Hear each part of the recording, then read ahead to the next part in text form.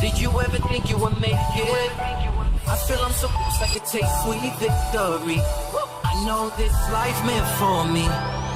Yeah, why would you bet on Goliath when we got Bet David? Valuetainment, giving value's contagious. This world of entrepreneurs, we get no value to haters. How they run, homie, look what I become. I'm the one. Okay, we got an interesting guest today. Let me tell you why. Blackwater, you've probably heard the name before. Some love him, some respect him, some hate him, some say he's misunderstood. But regardless of what you say, he served in the military as a Navy SEAL. When he got out, he started a company called Blackwater, December 26, 1996. In 2010, he ended up selling the company. During that time, he was awarded $2 billion of government security contract, of which $1.6 billion of it were unclassified federal contracts. From 01 to 09, the CIA awarded him up to $600 million in classified contracts to Blackwater and its affiliates. Aside from that, during their course of 40,000 Blackwater personal security missions, I've heard you say 100,000, but here I'm reading 40,000. Only 200 involved guards firing their weapons, stating no one under our care was ever killed or injured. We kept them safe. All the while, we had 30 of our men killed. I think the number ended up being 41, if I'm not mistaken. This number may be a little bit out of date. And then aside from that, he is also from a very special family, the Prince family. Father, I believe Edgar Prince, had 2 kids. One is Erik Prince, the one we're going to talk to. He had more than 2 kids? 4 kids. He had 4 kids. Okay, father had 4 kids. 2 out of the 4. One is you. Super successful. You've done well for yourself, and you're somewhat involved in politics. I was the unexpected blessing. You were the so you're the 4th one. I have 3 much older siblings. Okay, got it. Is Betsy the oldest, or is Betsy older? Betsy is the oldest. She's 12 years older. My next sister is 10, and the next one That's is right. It is 4. 9 years old. It is 4. So 4 kids. But the oldest and the youngest took it to a whole different level. Betsy DeVos, who is, I believe, married to Dick DeVos. I know the father, Rich DeVos. He founded Amway. Very, very successful family. Yep. Loved it, admired by anybody you ask that's been close to him, has nothing but good things to say about him. My kids go to a school that he funded a baseball field that we have. She's successful. You're successful. She becomes U.S. Secretary of Education. I don't know what your father did. Aside from that, he got 12 kids. When somebody has 12 kids, you have kids only if you believe the future looks bright. I want to know if you think the future looks bright. And I got a bunch of weird questions for you. I want to ask, I asked a couple friends, hey, I'm talking to Erik, what can he say about him? Is he the American Prigozhin, Wagner Group? Apparently you did some business with him, or maybe he hired you guys. We'll talk about that, whatever the story's behind it. That's a hard no. Okay, great. I mean, we can talk about it, but sure. I did not do anything with that. You can call any of these things that I bring up, you can call all of them out, and we'll have a good time with it. PMC, some say you founded PMC, even though it's been done before. Not in the U.S., it's been done in the past before. Again, you'll give your answer to it. We'll talk Hamas, we'll talk Israel, we'll talk the difference between, whether we should trust a private military contractor or the national one. There's a lot to be talked about. Again, you've lived a very interesting life, but it's great to have you on the podcast. Thanks for having me. Yeah, so what was it that caused you to say, I'm going to start Blackwater? How did that happen? Back to the family policy. My dad was a very successful, self-made guy, built a business which made first die-cast machines, big machine that squeezes a mold and makes the transmission casing of your car, the engine block, and now they're even die-casting entire Tesla chassis. And then he made automotive parts in the early 70s, and the business really grew. It was privately owned. But family policy was, you don't come and work in the family business. You have to go do your own thing first. You can later, but not at the beginning. You have to go do something completely on your own, not associated with the family. Did he have a time limit, like at what age you can come back? Was that clear, or was it kind of blurry? Kind of blurry. Okay. I don't think he really bargained that I was going to go join the SEAL teams. But my plan was to go 10 to 12 years in the SEAL teams, which is a good time to be a SEAL officer. Much beyond that, you kind of get stuck at a desk. But he died of a heart attack in 95, and I kind of threw the family into a bit of a lurch because there wasn't a clear successor to take over the business. And so my mom made the right decision, and she sold the whole thing. And I got out to help that out. And at about the same time, right after the birth of our second child, my wife was diagnosed with cancer at 29. And so I got out of the Navy and started Blackwater really as a way to stay connected to the SEAL teams. Got it. And by the way, for folks that are listening, your dad didn't just build a small business. It's a good-sized business. I think you sold it for like $1.35 billion or some number like that I read. Is that correct? It was a 5,000 employee. It was almost $1 billion in sales. Very efficient, very effective at what they did. Now, what did your other two sisters do? The two middle ones. What business did they go into? My middle sister has her family has a significant ice cream business.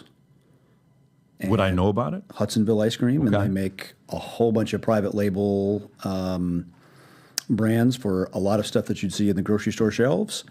And my youngest sister, they have a bunch of car dealerships and injection molding, and she is an ordained minister. So how is that possible for everybody to be successful? What did mom and dad teach? Were there a certain set of clear values and principles? We expect you to do this, and then you do this, and then you do that? I guess they kind of imbued that Dutch Protestant work ethic from a very early age, and hard work and excellence was expected. But was there, when I talk to my kids, I've interviewed Kennedy and I've interviewed President Bush, and I say Kennedy, I mean R.F. Kennedy, Robert Kennedy. Yeah. I'm too young to have met Great guy. him.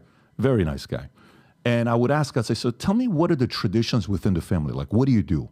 What did your father or grandfather expect from you? What was dinner like? What did you guys talk about? We always talk about politics. We would always debate. It was always told, go make your money, take care of your wife, take care of your kids, take care of your family, and then give back to public service in your own way. Politics, church, nonprofit, whatever it may be. Was there any set of principles they passed down to you guys, or was it kind of general? There's got to be some traditions. There's no way you guys became this and by accident. We certainly went to a K through 12 Christian school. It was run by the church we were members, and we traveled a lot. My dad was invited by the Soviets in the early 70s to come there because they wanted to buy his machines.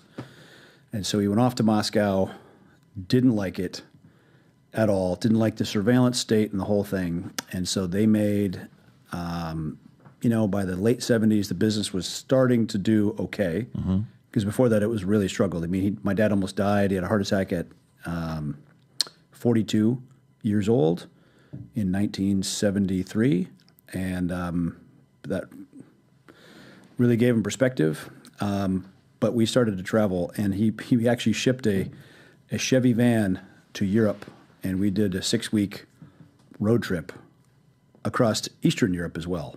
Czechoslovakia, East Germany, all the rest. I spent my 7th birthday in 1976 in Berlin, and I will never forget that. It was a great, I think, formative moment, seeing the guns, the dogs, the tank traps, the minefields, Achtung Minen signs, all facing in, keeping people prisoner in East Germany.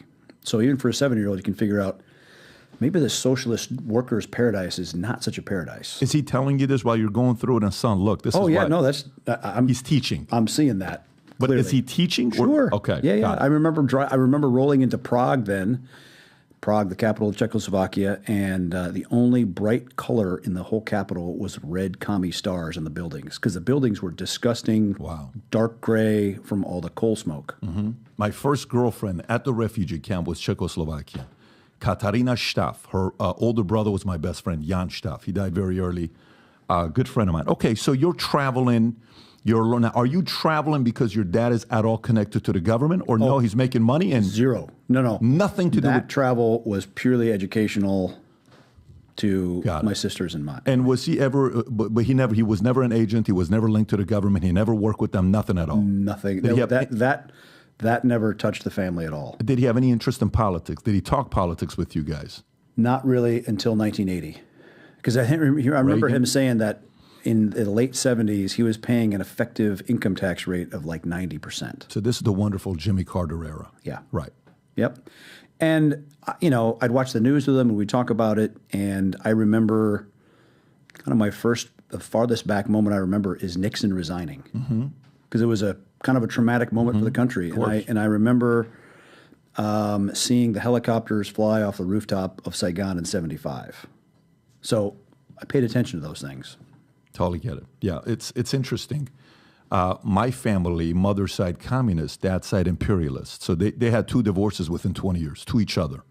Married, divorce, done. They cannot be in the same room together. If they are, I have to call private security. That's a and hire fundamental people, difference in a big way. By the way, to me, I think political difference is more negatively impacting the marriage than religious difference. You can be a Christian and a Catholic, or a Christian or an atheist, but you both believe in the same political ideas. That's more likely to work out than a Christian and a Christian, but one is a commie, one is a imperialist. Less likely for it to work out. Yeah, I don't know how. I don't recommend it, by the way. If you were, I don't know how a communist could be a Christian as well. Well, it is what it is. They did escape Russia, go to Iran eventually, and they found each other. Anyways, okay, so I was curious. Family. What happened with raising 4 successful kids while he's building a business that eventually ends up selling for $1.35 billion? Let's go to Blackwater. So you read all over the place the whole concept of, private military contractors. You hear different names being thrown out by a bunch of different people, right? And you're the founder of it in America, and you've told the story of really back in the days. This is nothing new. We've always had this before. When you get out, why do you choose to go become a private military contractor?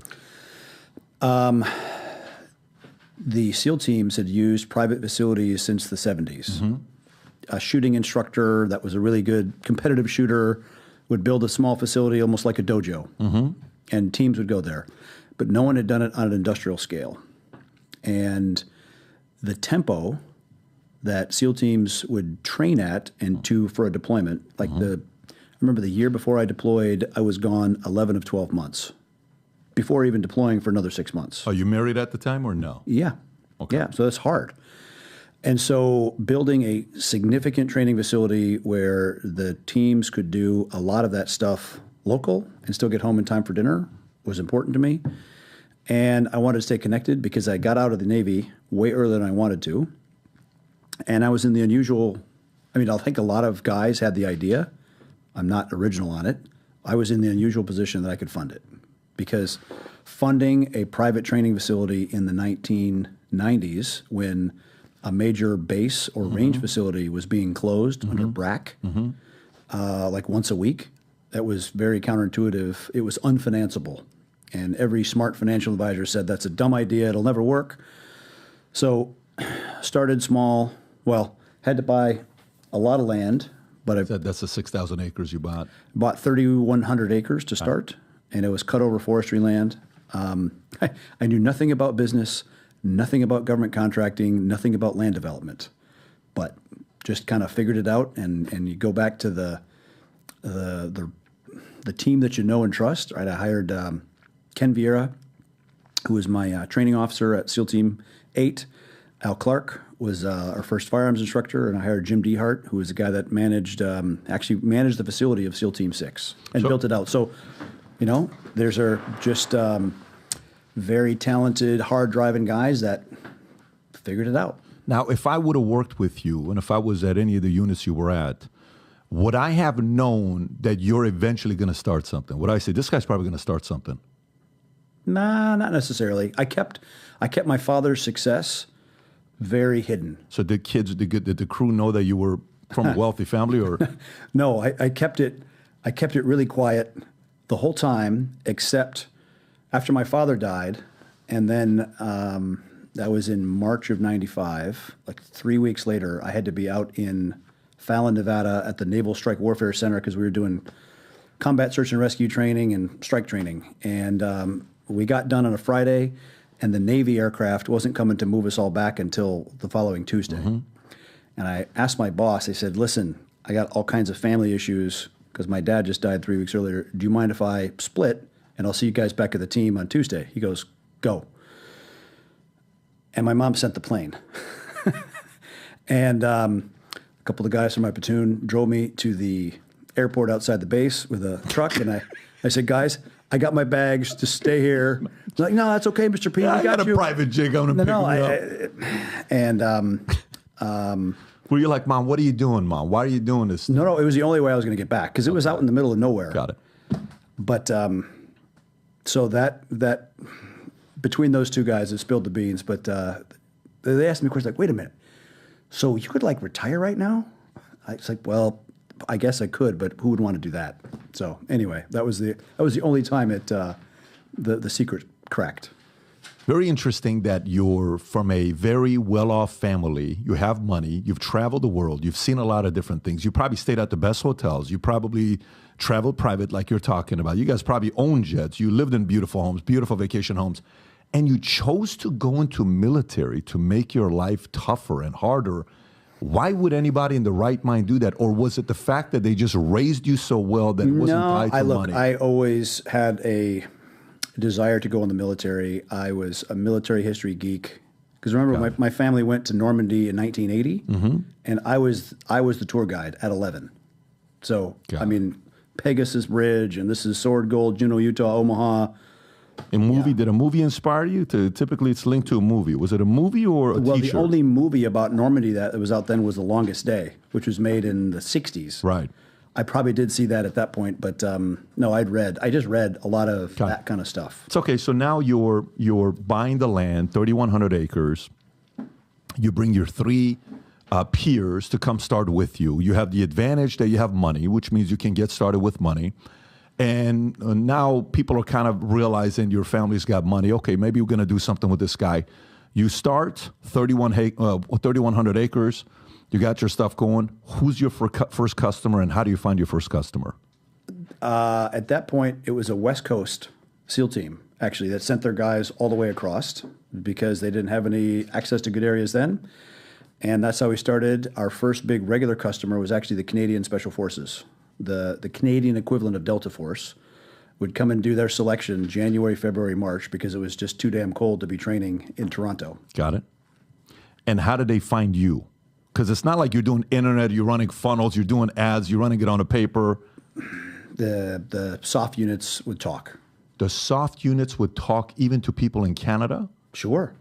Yeah. Tell me more. Unpack that for me. Just like that, because the U.S. elite units would train with Canadians, would train with the Brits, would train with the other European counterparts. And what are they saying? Are they saying, hey, did you guys hear about what he's doing? Did you guys hear about what Erik started? Is that kind of what the conversation's like? And what is he doing? Sure. He's doing such and such. Let me give him a call. Yep. And then, so if you've never done this before.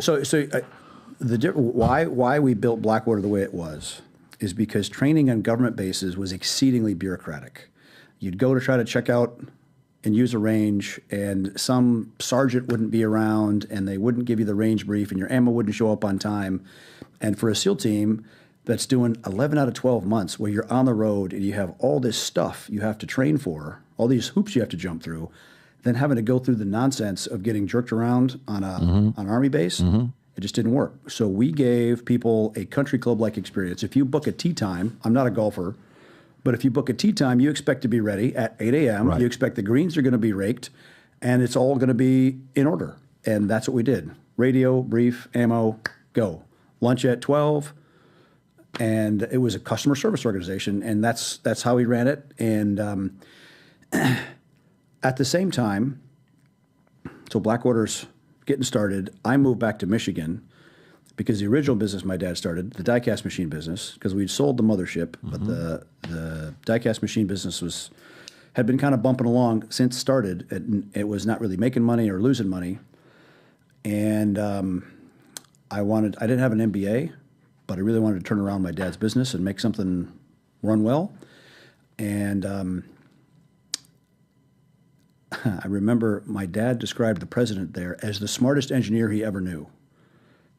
And great guy, smart guy, would not change anything because we're trying to kind of do a lean transformation, kind of based on the Toyota production system to engineer out cost and buy things smarter. So at 27, I had to fire him. And that was quite an experience, and kind of restaffed the whole place with people that were much more focused on Six Sigma and lean manufacturing, et cetera. And that really taught me about linear flow. If you think about old school factories versus how a Toyota production system runs. Yep. And that really, I mean, even the Japanese, when they came to compete in America in the 80s, it really, it forced American manufacturing to wake up and cut the waste. Detroit, yeah. Exactly. And so seeing that and doing that to a machine tool business, which was a 30-year-old business and based on very old school practices, I start to think that, okay, we built a training facility, but what does the military do?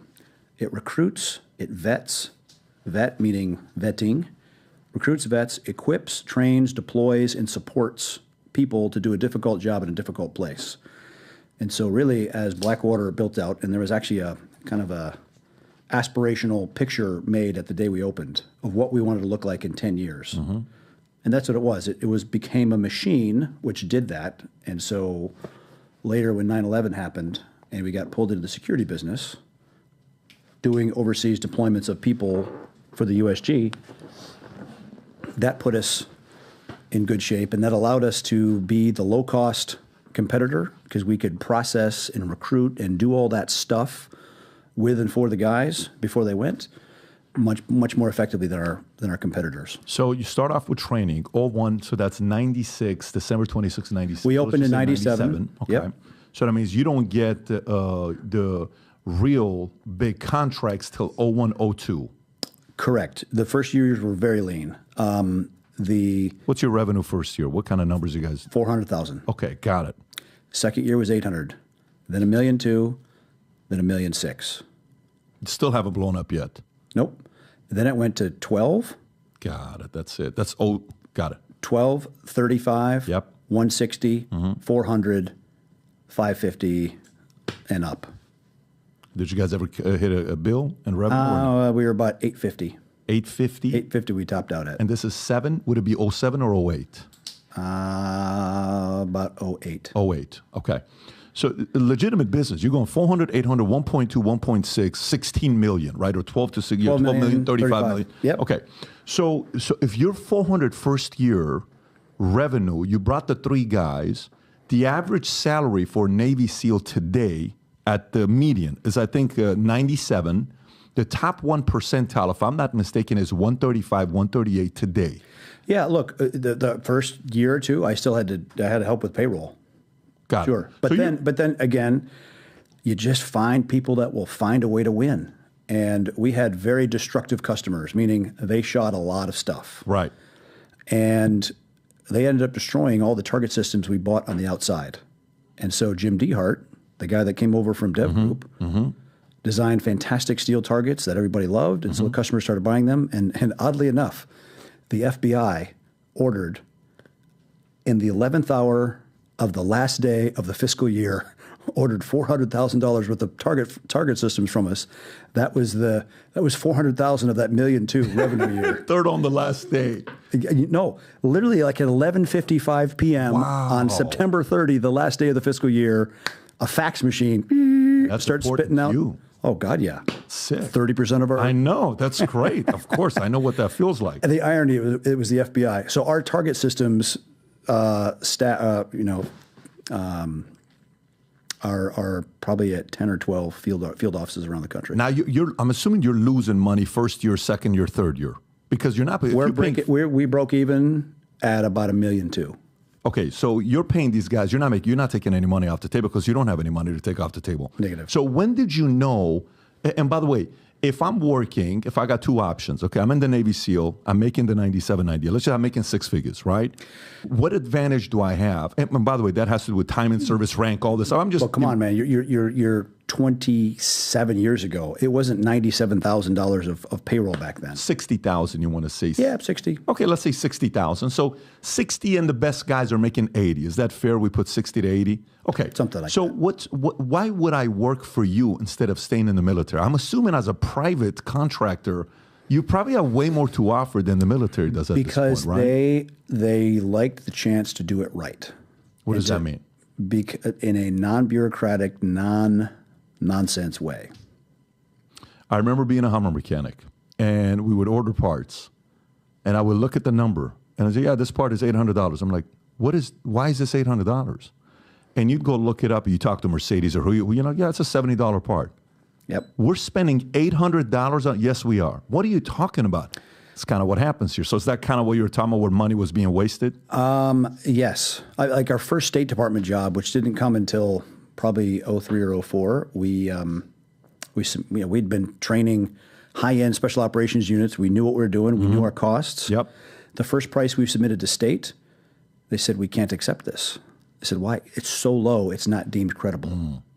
Got it. That's the idea. I understand. Have you been to Drive Tanks, the facility in San Antonio? Drive tanks? Well, no, I have. I used to have tanks on my farm.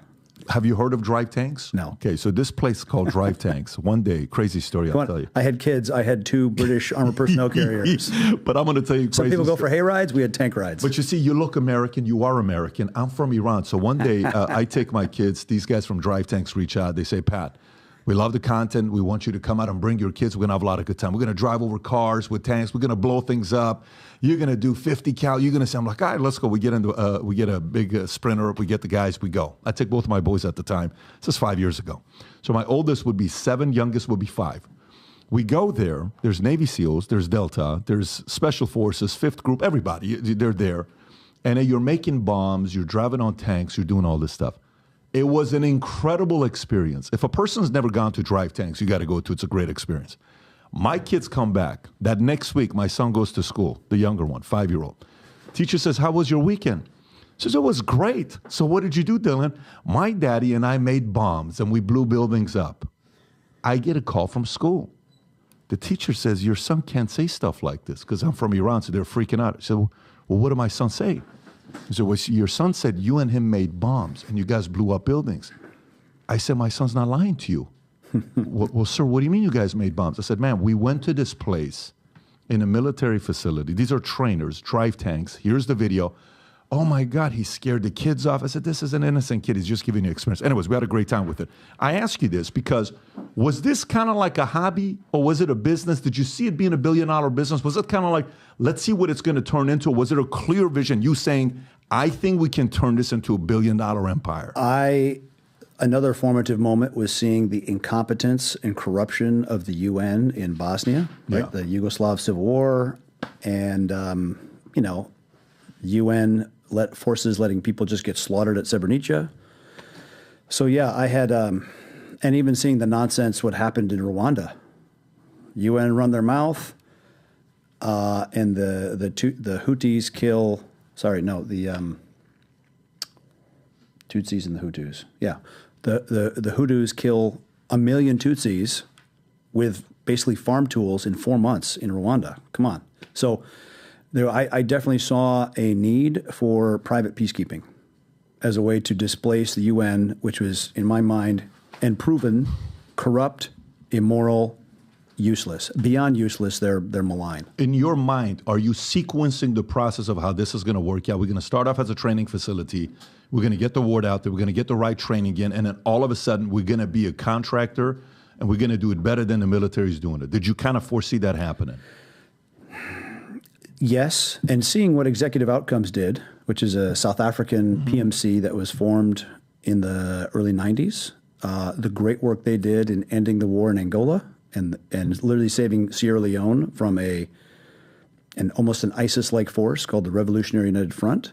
They cleaned it up in 120 days and then were forced to leave by the idiots at the State Department, only to have the country retaken again by the same bad guys. I knew there was a place to do peacekeeping and stability operations infinitely better than what the status quo was. Are you and in doing so, saving millions of people from unnecessary suffering? When you're talking to the first 3 guys you hired, are you selling them that vision? No. Okay, so they don't know. Their simple wanting to come over to you is the fact that 5 and 10 meter target was, we're going to run a fantastic training facility, and you get to innovate tactics, techniques, and procedures. And we wanted to be a place where, because at that point, the SEAL teams, the JSOC units were not doing a whole lot of close quarter battle and door kicking and that stuff. Actually, the people to really learn from then was LA SWAT. They taught the best hostage rescue. LA SWAT. Yeah. So we brought Ken Thatcher, senior guy from LA SWAT, out to teach courses at Blackwater. And so we wanted to make Blackwater the repository, the crossroads of tactical expertise. Got it. Okay, so 400, 800, 1.2 million, 1.6 million, 12 million, 35 million. When did you get the contract where you said, guys, this thing's about to change? I know you said 9/11, but when was it when they actually it was actually after the U.S.S. Cole was blown up in October of 2000. right? Navy ship blown up by a suicide boat, killed 17 sailors. Yep. They were holding unloaded weapons that they hardly ever fired before because the Navy viewed firearms training as too dangerous. So they were shooting laser simulators. So the Navy came to us because we were training lots of soft units, and they said, could you train sailors to protect their ship, retake their ship, all the elements of small arms, which the Navy had basically abrogated knowledge and responsibility of. So this is still training, though, right? You're still not deploying. No, correct. Okay, so when? But that was a $7 million a year contract. I got you. That's big. Which is real for us. Now it's official. Now you're sitting there saying, guys, something happened, but it's still training, right? Yep. At this point, how many former military vets, SEALs, I'm talking high-level soldiers, do you have? When you got the $7 million contract, how many do you have? For that kind of training volume, it's probably 30 instructors. 30 instructors, okay. Because we had to stand up facilities in Jacksonville and Groton, Connecticut, and San Diego and Bremerton, Washington. Okay. So now that's happening. You got the $7 million. What's the next call to say, hey, we actually need a private military contract to send soldiers out? When was that? After 9/11, a high-level job for the CIA in Afghanistan. How big was that? That was 18 guys. 18 guys? Yep. Got it. 18 guys because the military didn't want to do it with less than 250. The military didn't want to do it with less than 250. They asked the military to do that. And they wanted 250 people. They said, we will not do it with less than 250 people. You were able to do it with 18 people? Yep. Okay. So when that call comes in. And then the next one after that was a very remote, very important base that enabled a lot of GWAT activity. And there was 166 soldiers there, and we replaced it with 25 of our guys. 106 with 25. In that case, they had 28 soldiers, an infantry platoon, and 138 people supporting the 28. And we could send 25 guys, 5 of which were dual-hatted, to keep the power, the water, the sanitation, the comms, and the food running. It's a different model. I can send 30, 40, and 50-year-olds that have a lot of experience and can fix a generator, run a radio, and fix a desal pump, versus the military sends lots of 18 and 20-year-olds that can do barely one thing. So at this point, what percentage of your business is intelligence? What percentage is muscle? What percentage is protection? The cost of deploying guys to weird places, that cost gets high fast. So that starts to skew the revenue. But as we're growing, it was still probably 40%, 50% training, 50% security. And then we bought an aviation business in 2003, Presidential Airways, niche little business. It was some former TF-160 guys, Richard Pear, Tim Childrey. And they had the licenses and one leased aircraft. And we bought that. And 6 years later, we had 73 aircraft that we owned and operated. Everything from a 767 to a Super Tucano light attack aircraft that was fitted out with a FLIR, a G-Box, a cell phone intercept system, geolocation, Link 16, so we could talk to all the fast movers, and it could drop laser-guided bombs. It was magnificent, and we actually we put that on contract to JSOC as a way for them to do very cost-effective close air support cheaply. And boy, the big Air Force, big Navy smashed that because anything that threatened the primacy of the $1 trillion F-35, they wanted nothing to do with. Now, the difference between PMC and working for national, your military, Army, Air Force, Marines, Navy, whatever it may be. Where is my pride to work for you versus the pride to keep serving the traditional Marines, Army, Navy, sure, Air Force, whatever it may be? When the debate was happening over whether the U.S. should go to an all-volunteer force, it was in Congress in the early 70s. And Westmoreland, who was the idiot general that really screwed up in Vietnam, who then they made the chief of staff of the armed forces, screw up. Under who? Under Johnson and then makes sense. And then Nixon. Yep. He said, I do not want to lead an army of mercenaries. That's what Westmoreland, career Army officer, called an all-volunteer force, because the men and women were finally going to get paid a fair wage. And Milton Friedman was debating him in Congress, and he said, well, sir, then I am served by a mercenary butcher, accountant, and barber.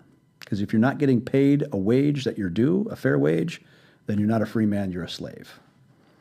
So, look, the big military can complain about, well, obviously they were, about fair pay, but a contractor is, in our case, was an American veteran that already served their country once, volunteered to, and now they're just volunteering to go back again and do it, for pay. Of course, they're not doing it for free. And this idea that our contractors were paid vastly more is also really inaccurate, because our guys were only paid for every day they're in the hot zone, just like a roughneck gets paid to go to a rig. They get paid a lot. The day they come ashore, their pay goes to zero. So our guys were paid to be in the hot zone to do the dangerous thing.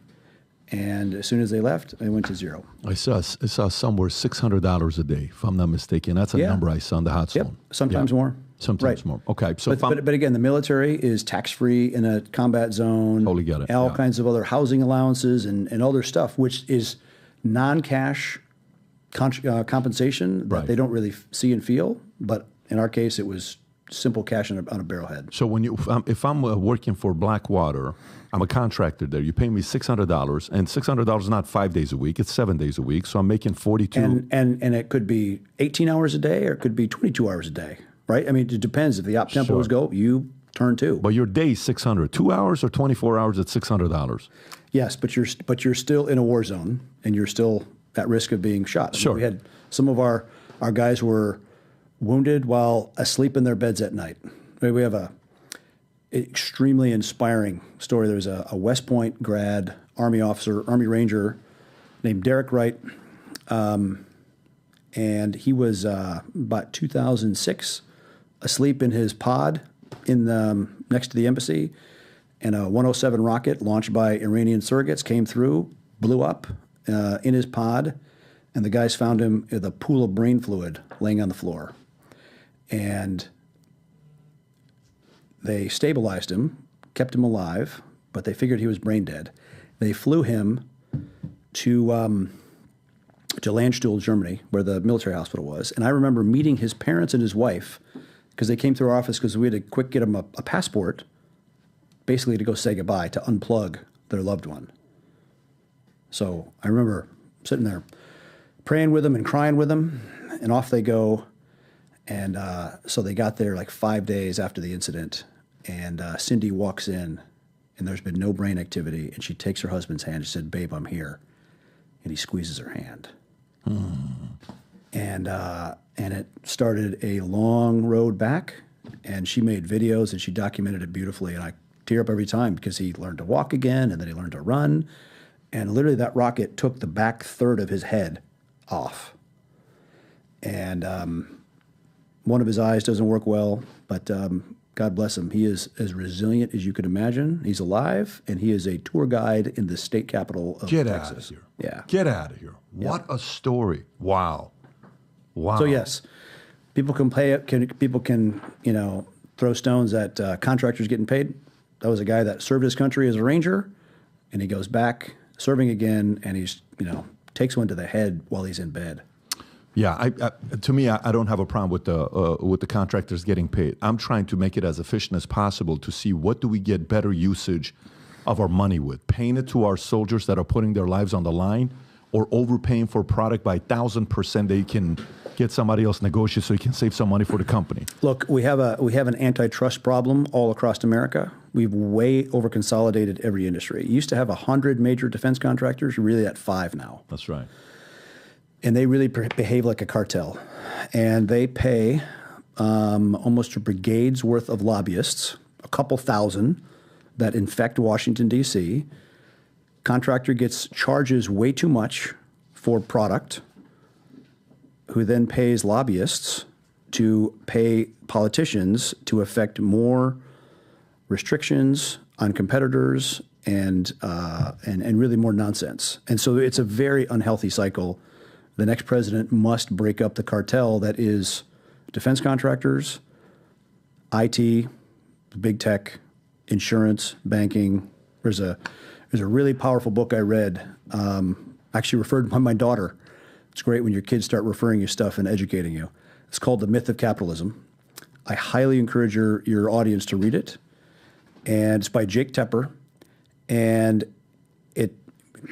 it basically makes the case that the problem in America with income, I've read it. With income inequality. Jonathan Tepper. This is not new. This is that's 3 or 4 years old. Yeah, okay. Yeah, I read this book. And we have way over consolidated everything. And man, we saw that loud and clear in the defense space as well. Yeah, there's 5 of them now, right? We've gone through the process. Boeing, Lockheed, Northrop, General Dynamics. General Dynamics. Yeah. So and they're almost one company. When you're 5, you're not really 5 companies. No, you're really because one company. They jointly bid That's on right. stuff, and it's co-opetition at most. Right. You take this one, I'll take this one. You take that one. It's cool. I'll take the next one. And they're all bullying the same buyer. It's a cartel. Right. Makes sense. Now, let me ask you this. For somebody that's looking on private versus public, right? If I'm choosing to give you the money, do I want somebody like you to become as powerful as possible where all of a sudden you're saying you have 73 aircraft, 767, you have all these guys. Was there ever a moment where you're sitting there saying to yourself, I can do this better than you guys, flow everything through me? Did you ever go through that yourself? No. I mean, in some areas we were definitely better because we could operate with such a smaller footprint. Where were you not better than the U.S. government? Look, we never endeavored to do big line formations, divisions, brigades of tanks, and it was not our thing at all. But I would argue that for insurgencies, for those problems, we had a much better model, and we could do it better than the U.S. military. What I really pushed for in 2017 was to get Trump to change tactics in Afghanistan to prevent the debacle that happened. Steve Bannon, a friend of mine, said, we're going to debate Afghan policy, write an op-ed. So I did. I wrote it to the Wall Street Journal, submitted for an audience of one. Trump read it while he was sitting at the Oval Office desk, circled it. He called in the National Security Advisor, who had just asked to send 70,000 more troops to Afghanistan. Trump said, I don't like your plan, do this one. H.R. McMaster, I'm sure he's a nice guy, but he was a 3-star armor officer who wanted to be a 4-star, and he wasn't going to do anything contrary to the Pentagon. What I advocated was basically a version of what the Special Operations Community had done effectively, which is to train Afghan forces in a way that was cost-effective, and you actually live with, train with, and fight with. Put that mentor model with them so that you have, well, it's the same thing the East India Company did for 250 years, building local forces. About 5% were expats. The rest of them were locals. But by having the continuity with professionals that provide leadership, intelligence, communications, medical, logistics expertise attached to them, it's like giving a big brother training wheel support to those units. And there was like 90 some battalions that we're going to attach to. So it would have been about 3,600, and then there was about 90 aircraft we would have brought. We already had a lot there, or just taken over the Afghan aircraft, but fly them effectively.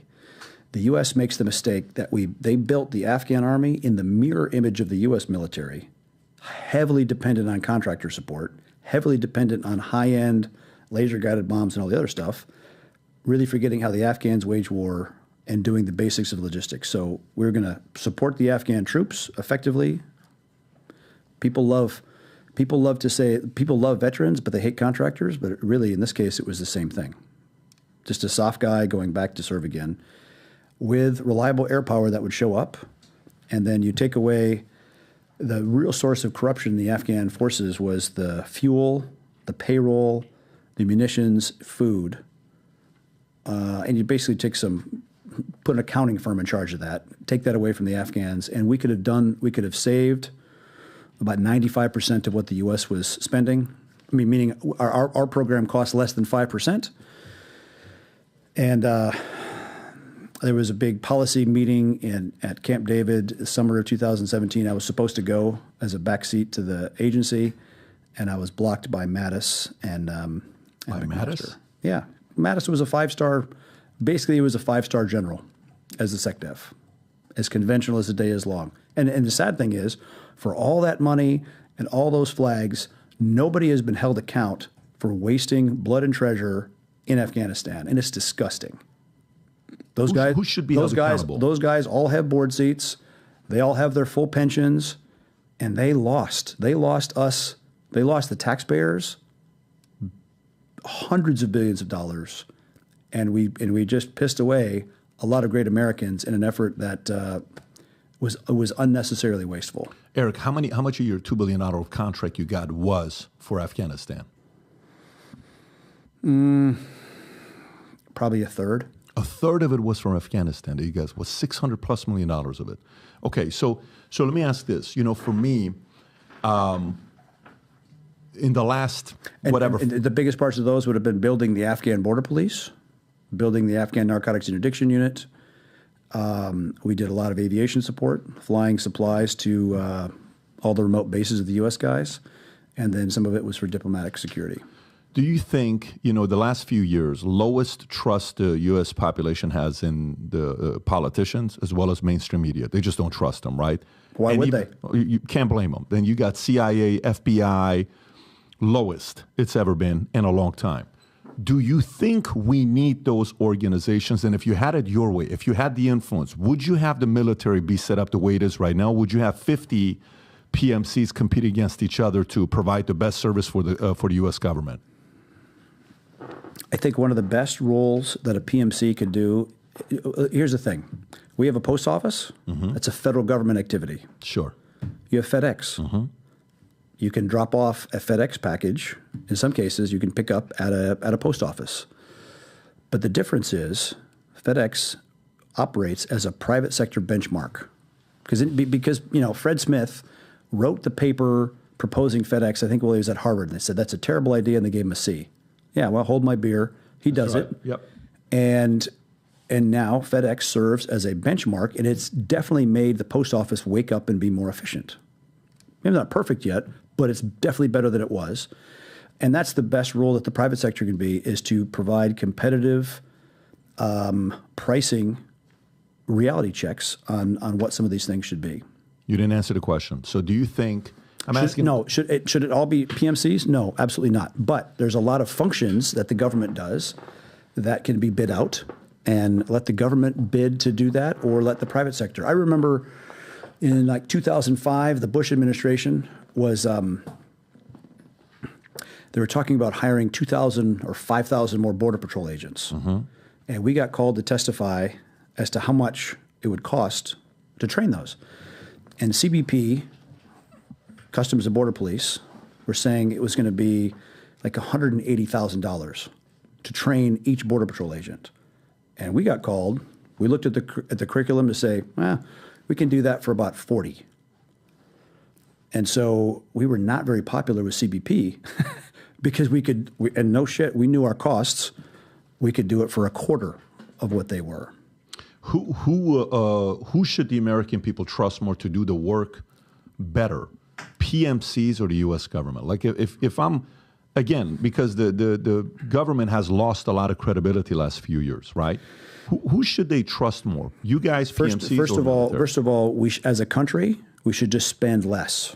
Our government will suck less if it's smaller. We spend too much in social programs. We spend way too much in military spending. We don't have the money. I mean, we're $34 trillion in debt. Sure. We have grave danger of our currency collapsing.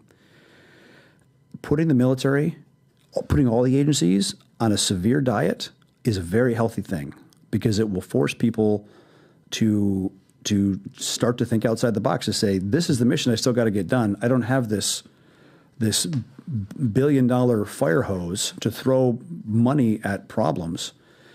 Anytime a business goes into crisis, right, when it goes into a bankruptcy and you have a bankruptcy trustee and they come in and they force people to realign their thinking, that's it.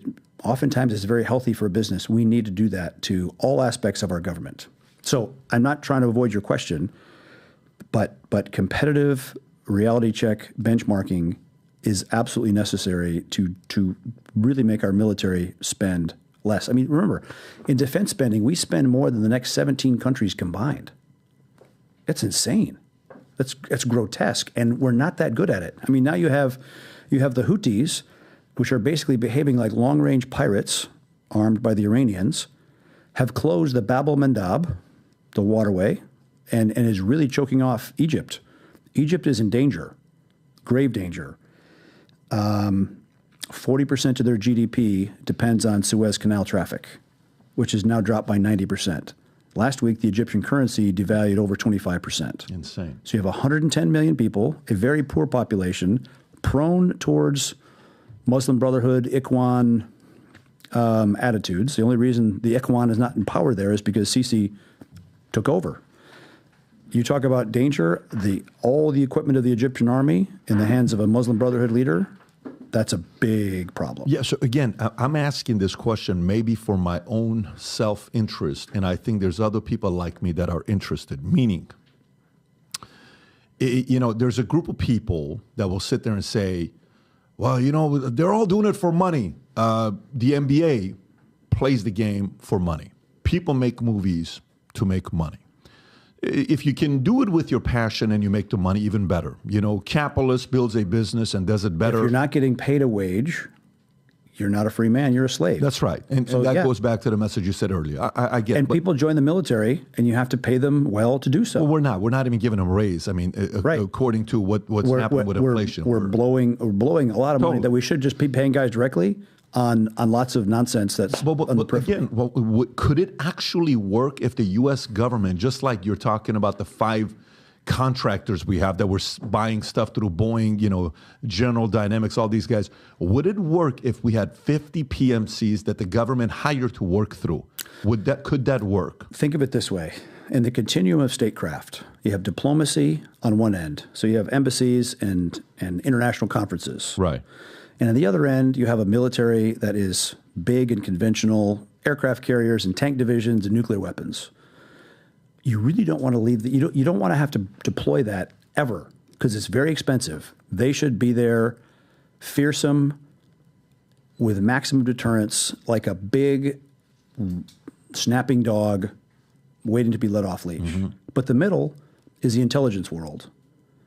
And that's where we've fallen down because the agency, the CIA, is not doing anywhere near the covert actions using the authorities that it was designed to do to solve some of these problems internationally. And now, and even more so, you have the Pentagon trying to wade into all these little small conflicts, mm-hmm.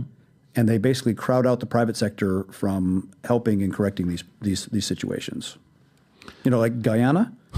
Guyana is Venezuela, the oil. Correct. Yeah. So Venezuela wants to take 70% of Guyana's land, mm-hmm. the Essequibo area. And that is a perfect example of Guyana needing a PMC. They need surveillance. They need some specialty manpower to train and advise them. They need some lift aircraft. They need some maritime interdiction capability, all of which a PMC can do. But the Pentagon goes wading in there, backed by the Big Five, to say, we're here to sell some helicopters, and we're going to sell an aircraft. And it's all nonsense, and Guyana is going to get rolled, and I predict they will get pressurized hard here by April or May. Okay, so now you have another country that's going to get damaged due to a lack of American credibility and success. I don't disagree, but so if an expat goes to PMC, when you join the Army, you join the Navy, hey, I solemnly swear, and you're kind of giving your oath that you're going to. Is there an oath when they join a PMC, or no? It's just a job. So meaning, why would I keep secrets? When guys went to work for Blackwater, yeah, they swore the same oath that they did when they joined the military. Why does it matter if I'm doing it for a private contractor, though? Because we're Americans working for America. Did you guys ever take contracts for countries that are not in America? Sometimes training contracts, sure. Training contract, yeah, but nothing more than that. It was all training. Nope. Okay. Training. So when you're watching what's going on today, okay, You watch Ukraine, let's specifically stick to Ukraine for now, and then we'll get into some of the other ones. You watch Ukraine, and hey, we're going to do a border, a bill. $118 billion. You guys are saying no to the border bill. 2 weeks later, no, it's a $95 billion bill. $60 billion is going to Ukraine, right? Yeah. And where that money is going to end up, you have no idea where that money is going to end up, right? And then Kamala Harris is going to say, we're going to keep spending money until ... How similar is Ukraine to what we did with Afghanistan, and what's different about it? Ukraine is we need to bring that war to a close, because all Ukraine is doing now is destroying itself demographically. They're chewing up the next generation of manpower that they can't really replace right now. They don't have enough manpower. The Western defense base is pathetic, and you're not going to out-conventional war the Russian bear. And I would say a ugly peace is better than whatever their idea of an ideal war is. Well, what is an ugly peace, though? Meaning, freeze the lines, straighten the lines, accept, let them have Crimea, let them keep Crimea, Donetsk, Luhansk, whatever. They need to. It is not certainly it's not the American taxpayer's obligation to spend another $100 billion in Ukraine when there has been significant corruption and really nothing to show for it.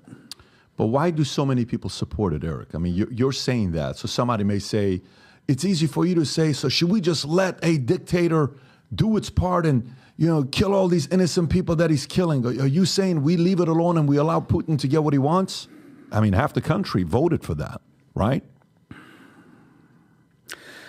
The disgusting thing is all these people that say, support Ukraine, spin a globe in front of them. 99% of them couldn't even find Ukraine on the map. So don't tell me what their opinion is. Their opinion doesn't really matter because they're idiots. You think they're idiots? And I think a shocking amount of the people that have these strong social media opinions on Ukraine have no freaking idea where Ukraine is or what the realities are. And so I think social media is not a great influence on our body politic or on our society at all. I don't know if I disagree with you, but the question is somebody is converting these people that you claim idiots, right? So the question then becomes, I read this quote by this lady who said it the other day, 1% of the population controls the world. It's a smaller percentage, but you get the idea. 4% of the population are their puppets. 90% of the population are zombies. 5% are trying to wake up the zombies. The 1% make sure that the 4% stops the 5% from waking up the 90%. I don't know if you caught that whole thing that we're going through. Okay, I think so. I was trying to do the math. Okay, so it's a lot of math going on here. For a guy that made a lot of money, I'm sure you're following through on the math here. But the point is this.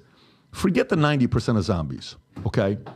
The 1% that are, advocating to the 5%, the 4% of their, not the prophets, but disciples, and they're going and selling everybody. These guys could be in mainstream media. These guys could be in business. These guys could be in Hollywood. Why are those guys, the people that are smart people, they're not dummies, why do they think this is a good idea to keep giving Ukraine money? Is there an incentive behind closed doors to them that we don't know about? Is that the only thing that drives them? Or do some of these guys actually think we're doing the right thing? I think people are highly susceptible to propaganda. Highly susceptible to propaganda. Yeah, look, the Russians were wrong to invade Ukraine, absolutely. But I don't know that the West could have also handled the whole situation much differently, because there was all kinds of assurances made that NATO would not extend eastward after 1992. And from a Russian perspective, now they lost 22 million people in World War II, defeating the Nazis. And so for them looking out and seeing more unfriendly countries on their border than any time since, May of 1940, that's a problem. That's a red line for them. And they kept saying, stop, stop, stop. This idea of making Ukraine a NATO member, bad idea. It shouldn't have been on the table beforehand. And I offered the administration before the invasion, because I noticed that there was the Russians were even canceling orders, defense orders, at the end of 2020 at the end of 2021. And I wrote a paper, and I sent it up through a friend in JSOC without my name on it, so they can't use the I Hate Erik Prince card. And it basically laid out that at that point there was almost 500 aircraft set to be retired from the U.S. inventory. Mm-hmm. So literally scheduled to be flown from an active squadron to the desert, Davis-Monthan Air Force Base, the Boneyard, and parked for eternity, written off to zero value to the taxpayers. I said, make that a Lend-Lease package. Almost like when Roosevelt gave 50 destroyers and some aircraft and a bunch of guns to the Brits in like 1940, Lend-Lease. And I said, make it a combination of Lend-Lease and the Flying Tigers, a good use of a private contracted capability. Because Ukraine needed air power. They needed a lot more air power. So I said, perfect. There was 50-some F-16s, 55 F-15s, and another 40 A-10s. Perfect. Fly those to Ukraine. Biden can make an announcement. Ukraine is not going to be a member of NATO, but they're going to have an air force, and here it is. And I could have put contracted pilots in those aircraft. And you know what? If you lose 20 or 30% of the aircraft, that's okay. That's what ejection seats are for. That would have been a significant deterrent force. The whole program would have cost like $400 million, which was the one you're talking about. No. Okay. No.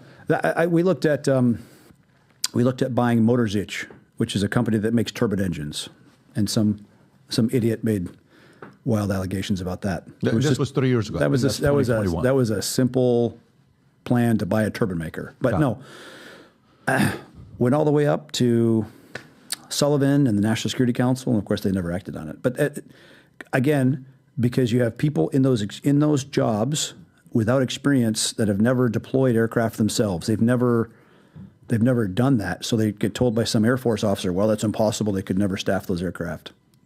Nonsense.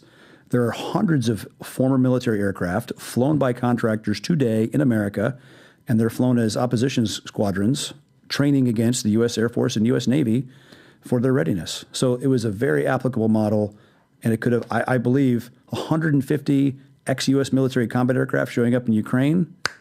That's a significant deterrent, and I bet you it would have stopped the war before it even started. So why'd you stop doing this? Why'd you stop? Why don't you still do the business? I mean, you sound like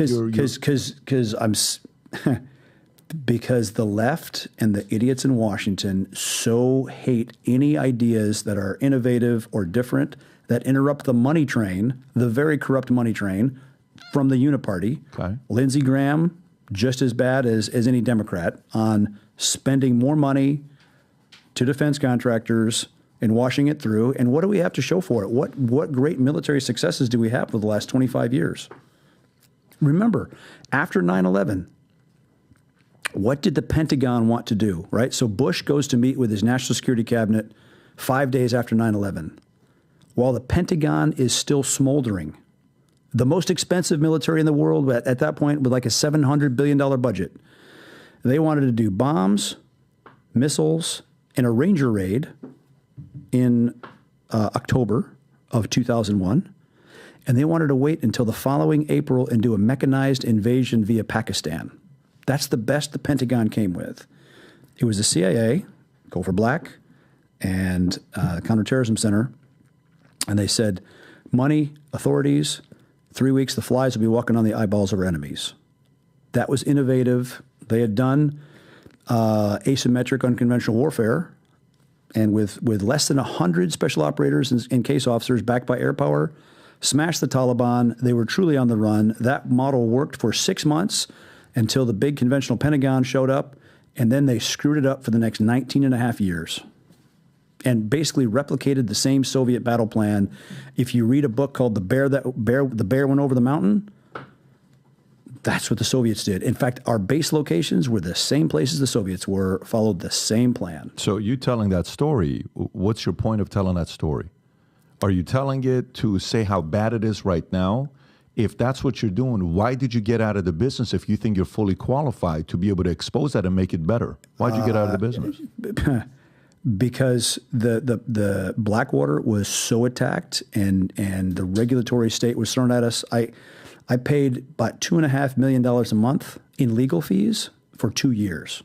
$60 million. Yeah. Paid the highest per capita fine in State Department history from Hillary Clinton for no actual damage to national security. So of all the stuff that was thrown at us, because Blackwater was bad after Nisser Square, and the left really came for us, we fought off all the audits, Defense Contract Management Agency, and we came through that all clean. But the one place we could not fight, we couldn't litigate, was on export licenses, because if we litigated, they would stop all export licenses and it would stop the business, because you have to be able to export body armor or a helmet or a gun to do a security or a training job. And so they stuck us with the highest per capita fine, and even in their study, they acknowledged that there was no actual export of no damage to national security. So what they ended up fining us for was exporting helmets, body armor plates, etc. So if we were working for the State Department, diplomatic security, another part of the State Department does the licensing called Defense Trade Controls, and they're kind of moving at their own pace. And so we have a license into them to export stuff for our guys, which the Diplomatic Security Service is demanding. I need 50 guys in this town in Iraq, next week, go, go, go. My license is in. It hasn't come back. I'm not going to send these guys naked. Yeah, we sent the body armor, we sent the helmets, and they fined us like $500,000 per helmet. That kind of nonsense. And it was just politics. So I started the business as a way to stay connected to the community I loved and to serve my country, and to just get repeatedly kicked in the head. Yeah, I'm about done with that. How many people, how many PMCs do we have right now the size of Blackwater? Peak, when you guys were doing $850 a year in America. There's really not any integrated ones left. And they've like Blackwater now is owned by BlackRock, by Apollo, another freaking New York hedge fund. And it's run like a typical Beltway bureaucratic firm. But you getting out, you're contributing to that, no? If you get out and, because think about it, okay, so how many people like you are there? And I know what you're thinking. You're like, do you know how hard this was? Do you understand how tough this job is? I get that. But honestly, no, it's a fair criticism. Because if I look back, I was, 2007, I was 37 years old. Mm-hmm. I did not have an older me as a mentor. Nobody that I knew in Washington or anywhere had gone through the regulatory proctology that we had, the bureaucratic assault, the media assault. I mean, at that point, we were doing very legitimate covert action programs for the agency that I was even involved in personally, on top of all the training in security, aviation, and stuff. And so we kind of built and prepared to help our country deal with threats abroad, not planning for the bureaucratic and media and political assault that we came under back in Washington. But if I could send myself a note back to when I started the business, I would have just said, don't work for the State Department. They're not worth it. For all the great work we did, I don't care what happens to them, not worth my people. Find somebody else. That's the one thing. What else? But even having gone through all the shit, the gauntlet, even if I had to pare it back down to a 30 or a 50-man business, down from a 1,000-man or 3,000-man, hindsight, I probably would have done it. Because it was such an extraordinary team. They were the best. That team, that management team, punched so far above its weight, it would run circles around the Fortune 500. How many of them are still there with whoever? None. No, okay. So your kids, you have 12 kids, right? So we have a double Brady Bunch family. Okay, I had 7, she had 5. So 7 is still a lot. So you got a good size. I got 4. I'm like, I'm a small timer compared to you having 7 and 12 kids. Okay, so 7, 12 kids. Do you think the future looks bright for those guys if somebody doesn't choose to expose what these guys are doing on the military side? Because the fewer guys like you out there, you create fewer competition. If you do, the bullies are just going to go more, and they're gonna be able to take advantage of the system more and have more and more control. And my concern is the following. So you ran a PMC, okay, successful one, $850 a year. You know what the next PMC is going to look like? Probably robots, AI. God knows what the next level of PMC is going to look like. We've seen it. I mean, it's not like it's not a believable thing, right? You see in the military where a guy creates, he's got all these. There's an interesting window to what that looks like. That's what I'm saying. I think it is a small little window. There's a book called The Profession, written by Stephen Pressfield. And that's the guy that wrote Gates of Fire about Thermopylae. He also wrote The Lion's Gate, which is a very interesting book on the 67 war. But he wrote The Profession, which is written in like 2030, set in 2030. And at that point, the Iranians invade Saudi Arabia. They take the oil fields. And the U.S., because of basically Middle East fatigue, doesn't send any troops. And so what do? The Saudis end up hiring the successor company to Blackwater, who cleans up and does it. And it's a very interesting perspective how that force is organized, and a lot more mobile, fast, and drones. And I would say the real lesson out of the Ukraine conflict now is that small FPV drones or small quadcopters that can drop munitions, even in a high electronic warfare environment, is exceedingly potent and a true asymmetric capability that the U.S. military is. The Russians are paying attention. They are building and learning. I was just at the Saudi defense show a couple weeks ago, and there's all kinds of Saudi firms marketing their loitering munitions, and with videos of them smashing Western tanks, Paladin howitzers, and M777 guns, without stopping. So it's. The U.S. military needs to pay attention to those things because the change of equipment and tactics in warfare is very real. Who's the modern day Erik Prince? Is there Erik Princes right now trying to do what you did, or no? Are there any formidable ones that are ambitious, driven, crazy enough to do it? I'm not saying I wouldn't build a PMC again. Okay, good. All right, maybe we're bringing him out of retirement today. Announcement's been made. Okay, so let me continue my questions. This is good. I'm enjoying where we're going with this. I mean, look, what I really tried to get the Trump administration to accept, and even the Biden administration, was a rationalization, a stay-behind plan for Afghanistan to keep the lights on, to keep the Afghan government in power, put the Taliban on their knees, and make them take a deal. Yeah, that would have been a full spectrum PMC. But instead, $83 billion. And now billions of dollars right. every year in whatever aid. I would not do a PMC to just play defense and be a bodyguard for the State Department. No, I would do it if we could actually do offensive combat units that could go and do small scale counterinsurgency kind of stuff. The Russians contacted me in 2011. I went to Moscow November. They said, please come and build a Blackwater here. Here's the land, all the rest. I actually went shooting with their Alpha Group. And that was, this was before they went into Ukraine, even in 2014. So there was the reset and peace, love, and happiness with the Russians. Obviously, I said, no, I can't do that. But it was interesting. They fully embraced what the private sector can do. And are they doing it? The Russians have never really integrated air-land battle and maneuver and fusing that surveillance. I would argue I think I could have built a better PMC than Prigozhin did. But Wagner Group? Yeah. Because that was a very, very conventional force. Did you guys ever do anything? Did you ever meet him or no? Never did. Never had a communication, nothing? 0.00000. Got it. Because somewhere it talks about Blackwater offered service to Wagner Group. Yeah, that's a that's a newspaper, if you can call it that, funded by an Iranian communist. From the Today part, you got to give them credit. It's actually a pretty good spin if it's... Fuck those guys. Who is this company, by the way? Do you know? It's Can you pull this up? I'm actually curious. It's funded by Pierre Omidyar, Okay. whose parents were Iranian communists, which they stayed in Iran. Yeah, that's from the Mossadegh camp. Al Jazeera wrote it, or who wrote it? Intercept. Intercept wrote it. Okay. So you're there. You're in Russia. They're wanting you to create a PMC there. This is a year after you, so 2011. So this is a year after you sold.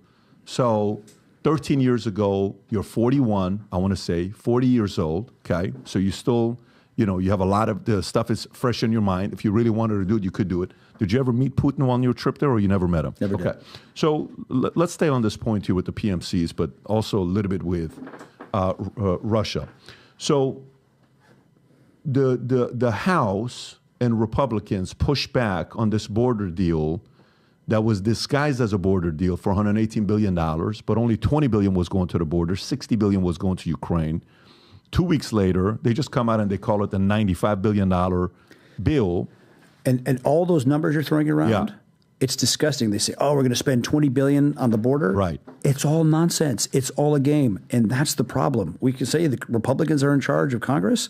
Then if they really are, starve the beast, be thalidomide, cut everything down to size. We cannot afford all the nonsense that we're spending money on. And the best thing America could do as a society, as a government, as a people, is put the whole thing on a very severe diet. I think a lot of people... Look at what Milei in Argentina has done in like 2 months in office. That's right. It's the equivalent of him cutting a $400 or $500 billion out of American budget. That's what he's done in Argentina. That's right. God bless that man. Yeah, you saw the meeting with him and Trump. I don't know if you saw that. I was there. Yeah. Look, anybody that campaigns with a chainsaw, I can identify with. Yeah. So let me stay on this. 118, then it go to 95, 60 going to Ukraine, 60 billion going to Ukraine. They say no, but hear me out. Let me get to my question. They say no. After they say no, the media blames the Republicans. All of a sudden, Navalny dies, okay? Whether it's a blood clot, a Ukrainian spy says it was blood clot, but everybody else says no, Russian spies killed him. Whatever the story is, many people believe that Putin may have taken out his opponent. That's what a lot of people are saying.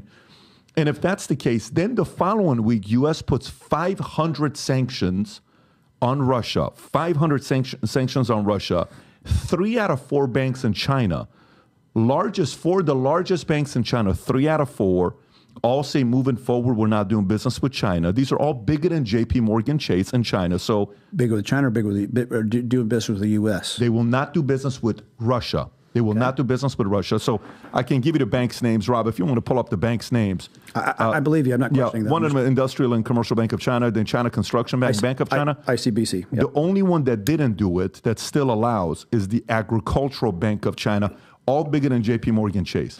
How much of this do you think is, you worked with the CIA before, you know how those guys work. If they want to overthrow a government, a country, a president, a leader that they don't like, they can do it many different ways. Do you think there's anything going on here? I don't think. I think you think a little too highly of that organization anymore. I think too highly of that organization. I think you're over projecting what their capability is, or what their willingness is. Let's change the capability. How about motive? Is their motive still high? If they want to get rid of somebody, do they still have high motive when they don't like somebody and say, let's target this guy, let's get rid of him? Is the motive still high? I don't know. I come back to the you've heard of Havana syndrome? No. Pull up Havana syndrome. It started in Havana. There was U.S. diplomats working out of the embassy that suddenly got hit with effectively a microwave weapon. The sounds, yes. Yeah, microwave weapon, and it's giving them serious TBI and screwing up their vision and hearing. And then it was in Colombia and Vienna and Delhi and even in Washington, D.C. And these are real problems, definitely caused by, it's not made up in people's minds. And for the agency to say, well, it's all in your head, that's a problem. That's an organization I have a problem with. If you're asking your people to go do difficult, dangerous things, right? Because if you're sending a case officer out, they're literally committing an operational act, a crime that can get them killed in a country, to convince someone to betray their country or their friends, an operational act, an act of intelligence. and yet they're not even acknowledging these attacks on their own people. I have a problem with that. So do you think Navalny was killed by Putin? Do you think Putin is a bad guy? Do you think some of this stuff that's happening simultaneously right after them saying no to the $95 billion, do you think games are being played, or no, it's just whatever we see is exactly what it is? No, of course there's games being played. And look, Putin has opponents of Putin have a way of falling out of windows a lot. Mm-hmm. So yeah, obviously there's a lot of directed hits all through there for anybody that's opposing him. There's some kind of a parliamentary election in March. So Navalny having a fatal accident or whatever he had doesn't surprise me, sadly. Doesn't surprise you? No.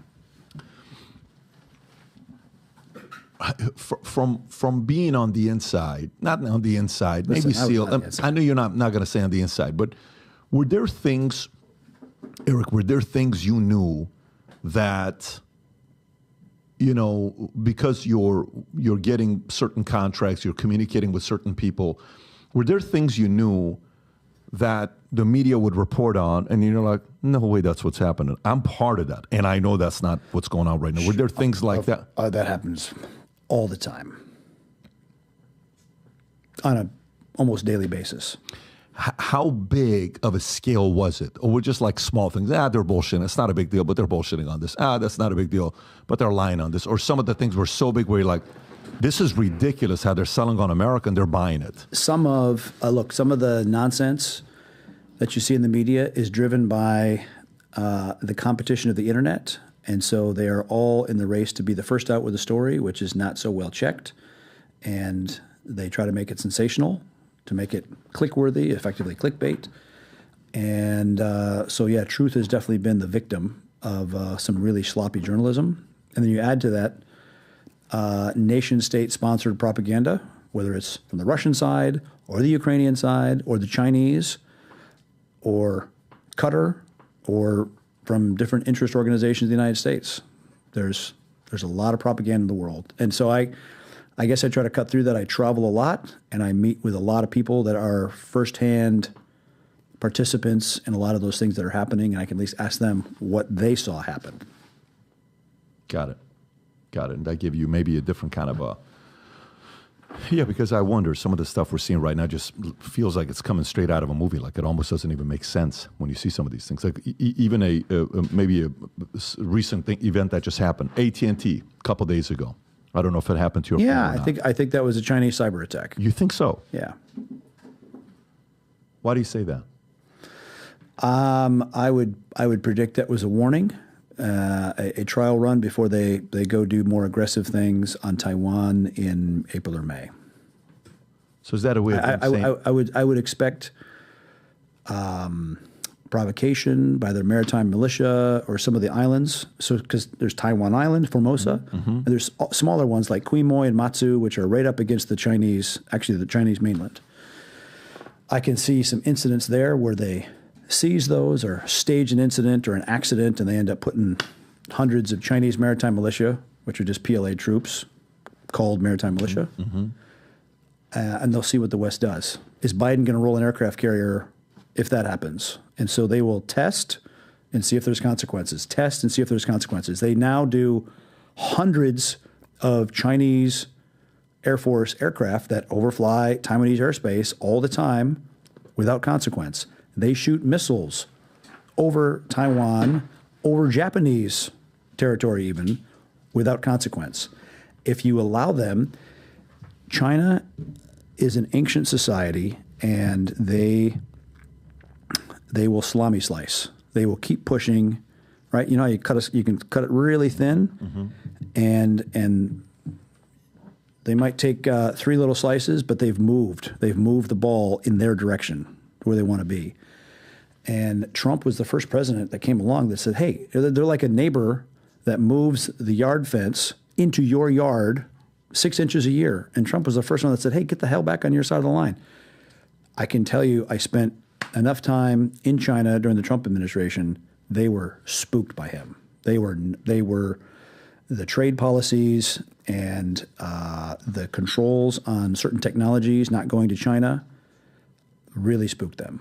What's your level of speculation on this being China? If you were to say, over under, I'd say 70% is China, 50% is China. What would you say on the AT&T incident? 70%. Okay. So let's just say that's 70% China. Are they doing it and telling U.S. that we did it? Like, are they doing? Okay. So they're doing it and they're saying. Break contact on Taiwan or more to follow.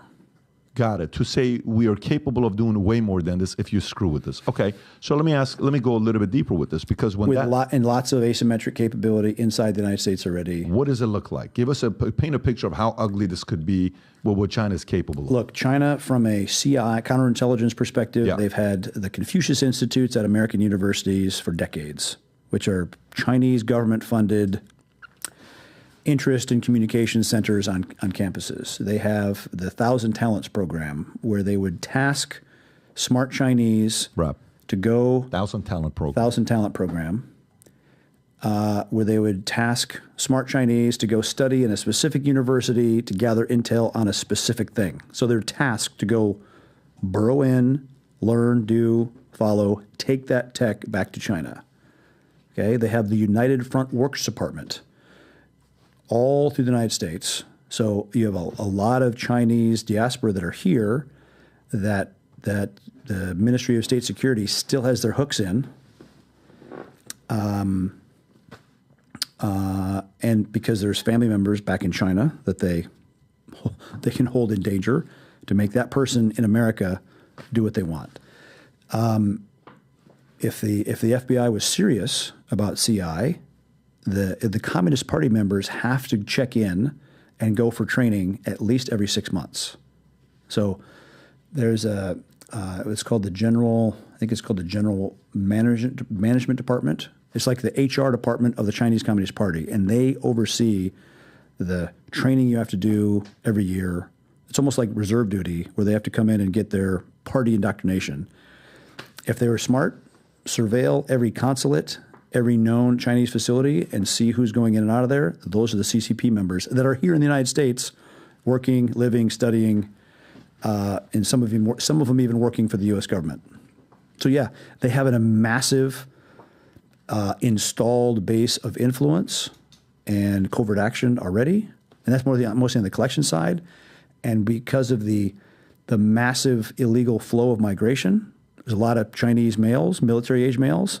They're not all Chinese soldiers. They're not all Chinese spies. There's a lot of men. There's like 40 million males of marriage age in China with no prospects of marrying a female because of sex selection abortion.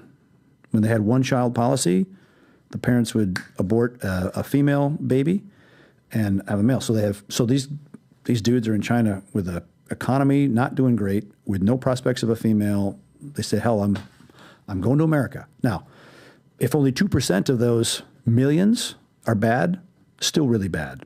So again, that is a serious CI problem that needs to be mopped up. On the cyber side, I mean, AT&T, phone goes out, right? So can they... Knocked out 911 service. That's right. So can they... What does their cyber attack capabilities look like?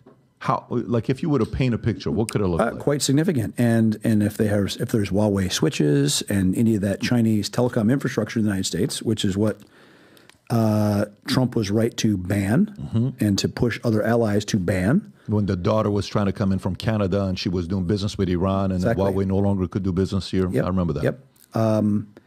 But before that, there was a lot of Huawei switches installed, and so who knows what backdoors that they still have. Huawei was started by a ex-PLA colonel from the intelligence business. So yeah, there's no shocker there. So, but paint a picture. Meaning, for example, do they have the capability of the week of the election to have 300,000 phones, in make life challenging in certain zip codes, certain areas that maybe are going to be politically voting on one side or the other to keep the left or Biden in? Are they capable of being able to do something like that? They understand asymmetric warfare very, very well. So yeah, think of the permutations of nonsense that they can pull. They'll probably do it. Okay. So let's just say they do it. You saw what they are doing now is sponsoring the fentanyl epidemic. China. Absolutely. unequivocally fact. The precursor drugs produced actually around Wuhan, oddly enough, the same place that COVID leaked from. And the stuff is shipped to Venezuela, Venezuela to Mexico, formulated into fentanyl. And I mean, think about it. All these fentanyl deaths, like 109,000 Americans killed by fentanyl. And it's, a normal drug dealer doesn't want to make a drug that kills his customers. Dead customers don't pay. They don't buy, right? That is absolutely pushed to a fatal level as a true disruptive destruction to American society. And they need to feel consequences for that. The son of YouTube's former CEO, Susan, just died from fentanyl. Yeah. YouTube's CEO, she resigned a couple years ago. Her son just passed away. Tragic death from fentanyl. Yes. Some are writing about it. Okay. But I'm trying to go a little bit.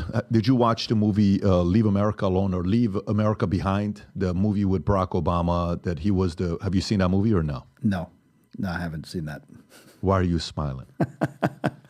I wouldn't say Barack Leave Obama. the world behind. Barack Obama would not be on my top 10 filmmaker list. Well, if there's anything that I would want you to watch is this one. Not because it's a great movie. When you watch it, you'll see why. I'm surprised you haven't seen it, by the way. It is a very weird movie. There's a scene in this movie where a massive ship, is coming towards, we can't play this obviously for obvious reasons, but a massive ship is coming towards the beach. And the daughter, this baby, is sitting there saying, that ship's getting closer and closer and closer and closer until eventually it just comes through. Planes start crashing. Teslas are all driving into each other. I mean, it's a pretty epic movie if you've not seen this. And he is the executive producer with Julia Roberts and a couple other people. Then a movie is being launched right after that called Civil War. We were talking earlier off camera. And my question is the following.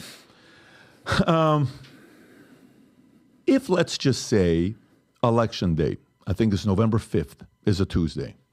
If on that day there is some gamification going on where certain people don't have access to voting and others do, and the election goes in a certain way, how ugly do you think it'll be in America? Gamification? Yes. What do you mean by gamifying? Meaning they can gamify and manipulate is what I'm saying. Look, a lot of countries have moved back to paper ballots and vote on that day. Let's do that. Simple. You think we're going to do that? No chance of hacking. We should. You think we're going to do that? I think state by state, we should. Absolutely. Not should. The should is a different. There's a lot of, things we should be doing, but as a country, again, if in any possible way there's manipulation gone, and there is phones off, phones not working, certain things not happening, places you're going to want to vote, maybe it's not working. There's challenges with technology, with software in that area that is causing you to wait in line for 8 hours, and families are sitting there saying, dude, I can't wait for 8 hours. My kids are waiting out the house.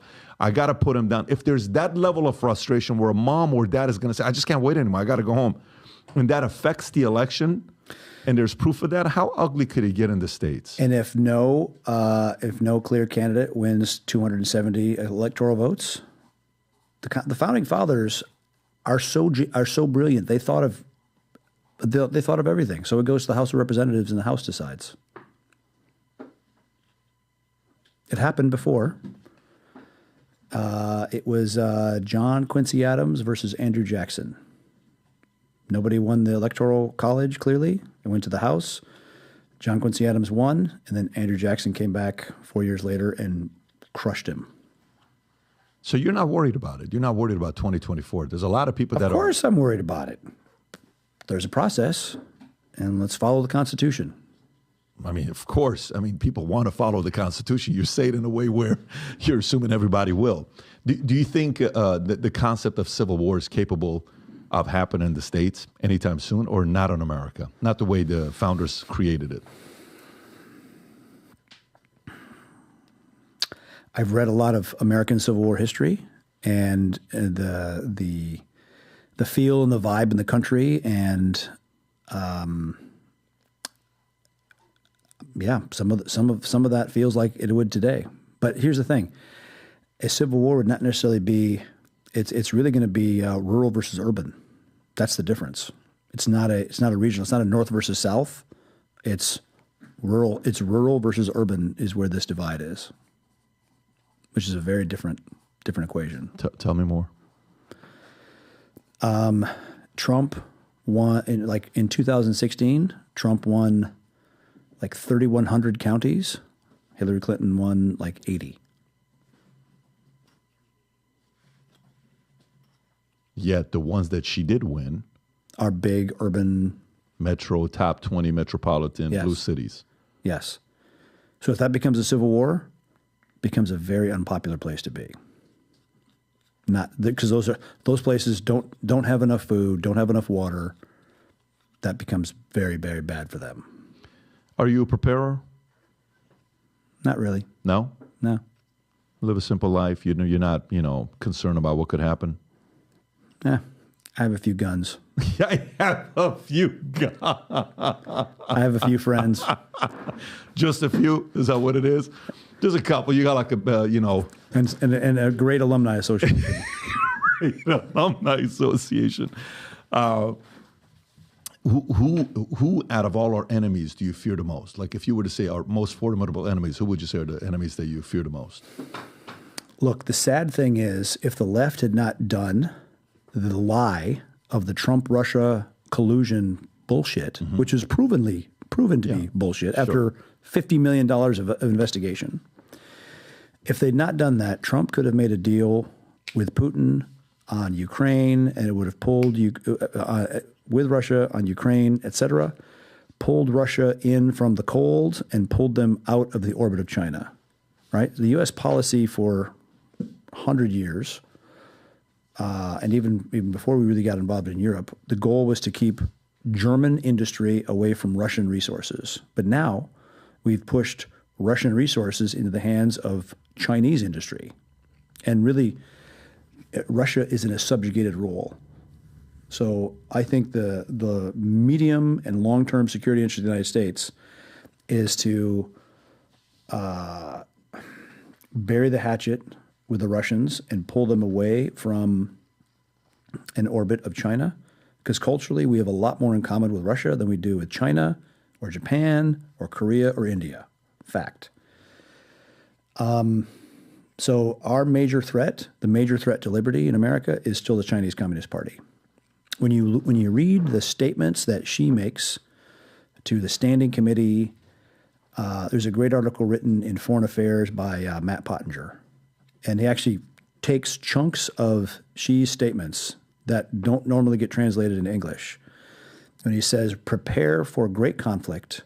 And it is basically the mission of this Chinese Communist Party to remake the world in the image of the Chinese Communist Party and to overthrow the Westphalian Order. Now, if you've never heard of the Westphalian Order, I know you have, but it's basically the role of the modern nation state and our role as citizens within that. And they want to remake it into the role of just like China.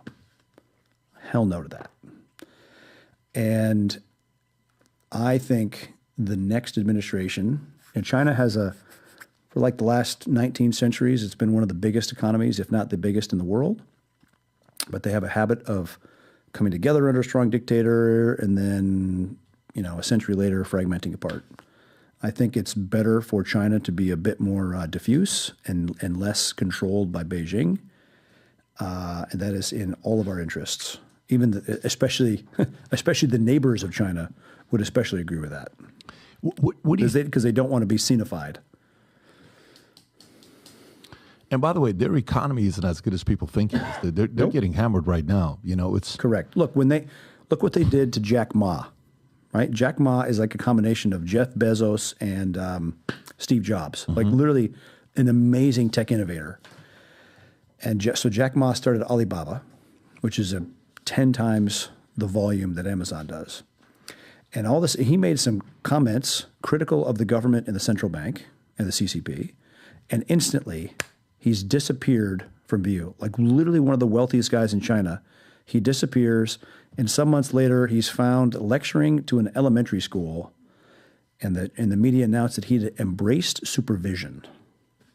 whoa.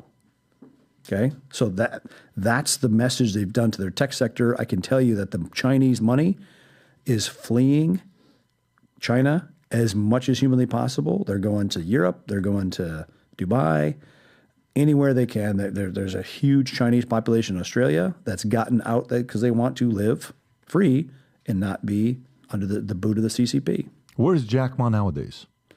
He is in China. Still. Under supervision. About 3-4 years ago, no, not even, 3 years ago, he made a trip to Spain to basically clear out bank accounts, to sign them over, and he was surrounded by 12 Ministry of State Security agents while his family is held hostage back in China. So they hold him by the balls. This all happened after a speech he gave. I don't know if you saw the speech he gave. A little bit critical. It wasn't like overly critical. Yeah. That was it. He wasn't throwing down. No, he wasn't throwing down. Bam. Like, this is it. You can't talk like this. You can't talk. Where are we united at in America? Like, if you were to say the left, right, center, everybody, what topics are we united on that you see? Is there anything we're united on? A country is a country when its people have some commonly held beliefs. And if we can't even agree on what is male and female anymore, we have a problem, right? The Democrats' last candidate for the Supreme Court could not define, supposedly some Harvard-trained lawyer, couldn't define what a woman is. So that's a problem. The last Civil War kicked off over states' rights. It was over trade, and it was over slavery, and people went to war over that. Maybe it's worth going to war over defining what a gender is, because I certainly know what a gender is, and there's some things I'll fight for. Yeah, that's the part, right? When you got kids, and your kids get into it, you bring them in. I got grandkids now. Well, yeah. Congratulations. I'm far away from having grandkids. My oldest is 12. I swear, if I become a grandfather soon, I'll be very upset at him. Yeah. But and impressed slightly, but more upset. But so I got kids, and you know when these guys get into it and they fight, and as a father, you first let them do their thing. And there's levels of fights, right? Level 1, level 2, level 3. They got right. 6, 7, maybe 8, 9. You kind of get involved. Okay, we got to talk, guys. And you start off by saying, "Hey, what do you guys, agree on? This is your brother. You'll love him. This is your this," and you kind of go through it. So let's just say we're trying to figure out a way to put the people from the left and the right and the center in the same room, okay? Yep. And you're the mediator. They've hired you, Erik. That's your new job, okay? To mediate these guys. Easy job, not a tough one. Hell has frozen over. It's frozen over. And you show up, right? And you're trying to bring them together.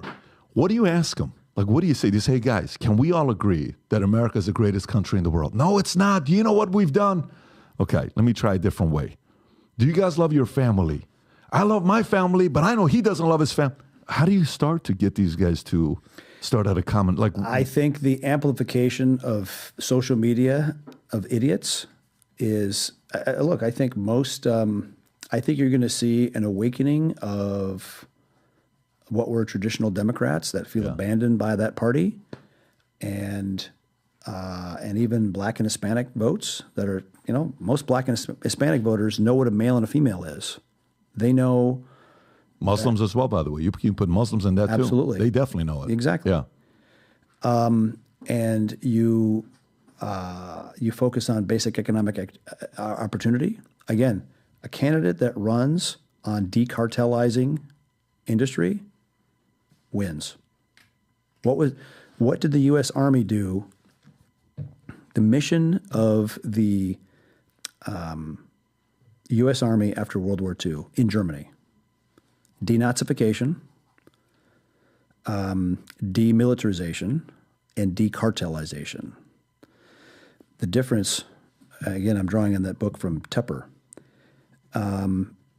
Seeing what John D. Rockefeller did, controlling most of the hydrocarbon industry in all of America. And then when the Sherman antitrust laws come along and they break up Standard Oil and it becomes all kinds of oil companies. And John Rockefeller made more money doing that because he had a bunch of businesses.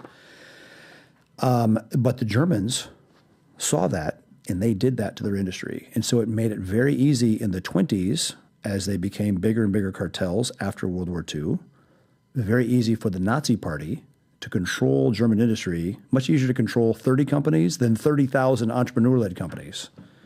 We need America, we need hundreds of thousands of entrepreneur-led businesses with a very sharp elbow competition instead of the Fortune 500. Here's the thing. Even in the last 20 years, there is half the amount of public listed companies than there used to be. Why? Over consolidation. And how is that allowed to happen? Because it's like a $220, for every dollar you spend in lobbying, they get $220 return. It's like what a great rate. 22,000% return, which is why we have too many damn lobbyists in Washington, D.C. And the 5 counties surrounding Washington, D.C. are the wealthiest per capita in the country. All of that is not a sign of a healthy society. So fix that. Yeah. Teddy Roosevelt, total badass, got shot while he was campaigning, finished his speech, then he went and got fixed. He led a very, very rough but effective antitrust effort. We need that in America. A rising boat, a rising tide really does lift all boats. And making it possible, whether you are super poor or you're middle class or whatever, easier to start a business, to get access to capital, all the rest. And it's even the same argument on governance. One of my favorite authors is Hernando de Soto. And he wrote Invisible Capital and The Other Path. And he was a Peruvian economist. He was a Peruvian, managed a big construction firm in Switzerland, made all kinds of money, went back to Peru and said, why is Peru so rough? Why is Switzerland so nice? And he built a consulting firm around installing the basic building blocks of capitalism, like title for your land, a bank account, a business license, a commercial remediation, a way to commercially adjudicate disputes, all the things we take for granted, right? If you want you want to form a business in America, you can call 10 states and get it done for $200 in a half an hour. You can get a bank account. You can get, that stuff exists. But the more regulation, this runaway regulatory state that now puts out like an average of 78,000 pages of rules, which has the force of law, which has never been voted on. When the regulatory state's allowed to do that, we truly have a constitutional crisis, because we're supposed to have 3 branches of government, executive, legislative, judiciary, but we have a 4th permanent state bureaucracy that is not elected, not accountable, yet can write rules with the force of law. That must change. I just ordered a book, The Mystery of Capital. Yeah. That's what you were talking about. So, back in the 80s, Peru had a terrible problem with the Shining Path, the Sendero Luminoso, which was a Marxist, Maoist insurgency. And when they enacted De Soto's reforms, land for the people that they owned, it was over. Because the campesino said, this is my land, pal. Get out. That's right. No more commies. So a couple more topics here before we wrap up. How much did you study? How much do you know about what happened with Iran? Do you know a lot about Iranian history or no? Okay, so what really happened with, how the Hezbollah, how Khomeini, how these guys came in with the Shah, the revolution that took place with the Shah. How much do you know what happened there? I know that I think it was Mossadegh. Mossadegh was before the Shah. Yes, yeah. but he was going to nationalize BP, their oil fields, and so there was somewhat of a sponsored coup, which ousted him, put the Shah in place, and the Khomeini definitely got help from the Soviets to stir up and to oust, right? Because they hated that there was an American friend on the border of the Soviet Union. And I think the U.S. largely let the Shah hanging and didn't give him the help. Again, the CIA in the 70s was a very troubled, weakened, hamstrung organization between the church committee and Stansfield Turner. Just kind of threw out all the sharks, and they were left with minnows. And what a strategic error to let it go. Destroyed an entire region. Now, a question for you. Let's just say hypothetically. And you know what? Someone just told me that the Shah converted to Christianity before he died. Did he really? Yeah. I've heard that story. Yep. Yeah, this is his last book he wrote before he died, Answer to History. I just had his son on a couple months ago. We did a 3-hour podcast. Reza Pahlavi? Yeah, we had him on a very, very longest podcast he's done. We had one of the best conversations. Everybody around the world was talking about it in the Iranian community. But I got a question with this one. Say somebody was to call you, okay? And they said, hey, Erik, we would like to hire you as a consultant, and we would like some ideas. If we wanted to bring democracy back to Iran, and whether it's a revolution to change the regime. Come on, man. How would you go about doing it, Erik? Of course I've thought about that. But you think I'm going to talk about it on camera? Give me 3 things. I mean, it's just this. First of all, we have a small podcast. Probably 17 people will watch this, okay? And the 17 people that watch it, they're all going to be Iranian, just so you know that. But if I know you can't, do you in your mind know? Like, do you? I know exactly what I do. You know exactly what you would do. Absolutely. Who else knows?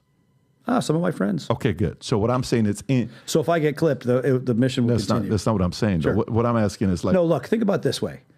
Reagan took office in 1981, and he sat in the Oval Office because we'd had a policy of containment for 35 years, and he said, "Enough. We're going to fuck the commies. We're going to go at them economically, politically, culturally, socially. In all ways, we push back." I remember that speech. Fuck the commies. It was no. I get what you're saying. I'm with you. No, but maybe he said it behind closed doors. Watch my podcast. Yeah. Off Leash with Erik Prince, and see Jack Wheeler. Put the link below, by the way, so the audience can find it. Jack Wheeler was the guy that went abroad and brought back all the ideas which became the Reagan doctrine for all the places to push back on the Soviets.